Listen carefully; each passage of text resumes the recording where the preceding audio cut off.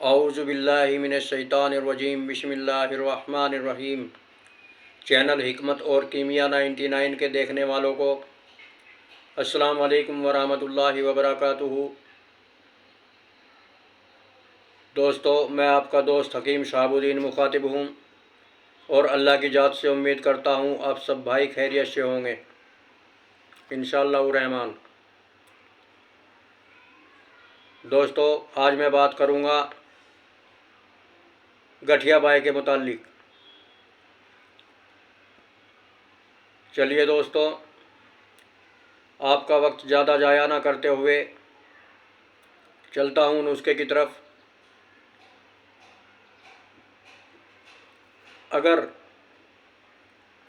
मरीज को इस मरज़ में ज़्यादा अरसा गुज़र गया हो या रग पुट्ठे जकड़े गए हों या फिर पिंडलियाँ ज़्यादा सख्त तेज़ दर्द करती हो या टांगें टेढ़ी मेढ़ी हो गई हों या फिर मरीज़ को चलने फिरने से भी मायूसी हो गई हो, तो इंशाअल्लाह इस नुस्खे का इस्तेमाल करें और ज़्यादा से ज़्यादा 1 माह के अंदर इस नुस्खे के इस्तेमाल से मरीज़ सेहतयाब हो जाता है इंशाअल्लाह। अब नुस्खा बयान कर रहा हूँ, डायरी में नोट कर लें। 9 मासा सोरंजान कड़वा, 1 तोला चिरायता तल्ख, 1 छटाक अरग चोप चीनी और 2.5 तोला शहद। ये नुस्खे के अज्जा हैं दोस्तों।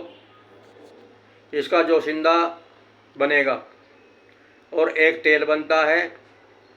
पहले जोशिंदे का जो तरीक़ाकार है वो बतला देता हूँ। किसी बर्तन के अंदर 1.5 पाव पानी लें और उसके अंदर सोरंजान और चिरायता तल्ख को डाल दें। डालने के बाद इसको जोश दें। जोश देने के बाद जब ये पानी आधा रह जाए तो इसको जो है नीचे उतार लें और ठंडा करें और छान लें। फिर इसके अंदर आपको अरग चोप चीनी मिला देना है और 2.5 तोले जो शहद है वो मिला देना है। और इस जोशिंदे का इस्तेमाल दिन में केवल 1 बार करना है। आप सुबह के वक्त भी कर सकते हैं, शाम के वक्त भी कर सकते हैं और दोपहर में भी कर सकते हैं। केवल 1 मरतबा इस जोशिंदे का इस्तेमाल करना है। चलिए दोस्तों, अब तेल का तरीक़ाकार बतला देता हूँ किस तरीके से तेल बनाया जाता है। ये जो तेल बनता है सैकड़ों गरम तेलों से बेहतर तेल है। 500 ग्राम रोगन कुंजद, जिसको तिलों का तेल भी कहते हैं, 250 ग्राम अरंडी का तेल। इन दोनों तेलों को कढ़ाई के अंदर डालें और चूल्हे पर रखें। जब ये तेल आपस में मिलकर अच्छी तरह से खूब जोश खा जाए तो इसके अंदर आपको डालना है आध पाव भलावा और भलावा डालकर चूल्हे से अलग हट जाएं, क्योंकि इससे जो धुआं निकलता है, इसके अंदर से जो धुआं निकलता है तेल के, वो ख़तरनाक होता है, आपकी आँखों को नुकसान दे सकता है। या फिर आप भाई चश्मा भी लगा सकते हैं। चश्मा लगाकर भी इस तेल को बनाया जा सकता है। जब ये भलावा जलकर राख बन जाए तो कढ़ाई को चूल्हे के नीचे जो है उतार लें और ठंडा करें और इसको छान लें। छानने के बाद इसको फिर कढ़ाई के अंदर चढ़ाएं और इसके अंदर आधा छटाक आपको कुचला डालना है और आधा छटाक आपको कबूतर की बीट डालनी है, जो जंगली कबूतर होते हैं। जब वो दोनों दवाइयाँ भी जल जाएं तो इस तेल को, कढ़ाई को जो है नीचे उतार लें और ठंडा करें और छान लें। छानने के बाद इसको रखें किसी बोतल के अंदर या किसी बर्तन के अंदर।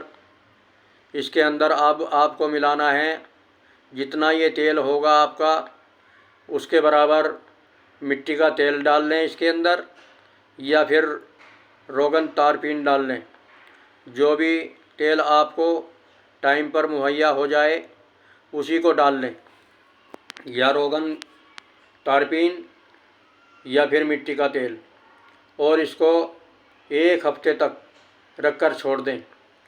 1 हफ्ते के बाद इसको आप इस्तेमाल कराएंगे मरीज़ को, इसकी मालिश करनी है।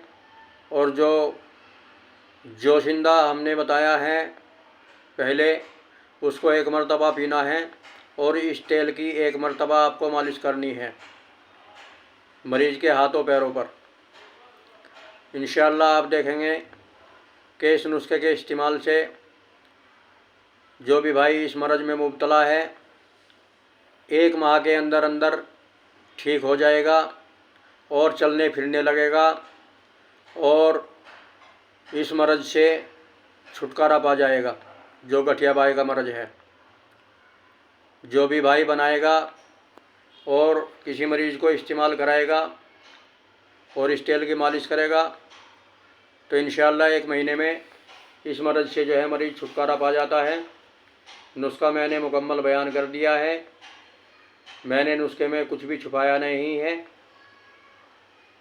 और अल्लाह पाक जो भी भाई इस मरज़ में मुब्तला हैं उनको सेहतियाब अता फ़रमाए, और अल्लाह पाक हम सब को जो है हम सब की सेहत बनाए रखे, तंदुरुस्ती बनाए रखे, और इस जहान में भी कामयाबी अता फ़रमाए और आखिरत में भी कामयाबी अता फ़रमाए। और मैं भी आप लोगों की दुआओं का मुस्तहिक हूँ। इंशाअल्लाह मेरे लिए भी दुआ करे भाई। और मुझे एक तेल बनाना आता है गंधक का, रोगन गंधक, जो आज तक किसी भाई ने यूट्यूब पर नहीं बतलाया होगा, और इंशाअल्लाह आला दर्जे की अफसीर है। जिस भाई को भी ज़रूरत है वो भाई जो है कमेंट में लिख दें। अगर आप कमेंट में लिखेंगे रोगन गंधक के संबंध में तो मैं इंशाअल्लाह ज़रूर बयान करूँगा। अल्लाहुम्मा खैर।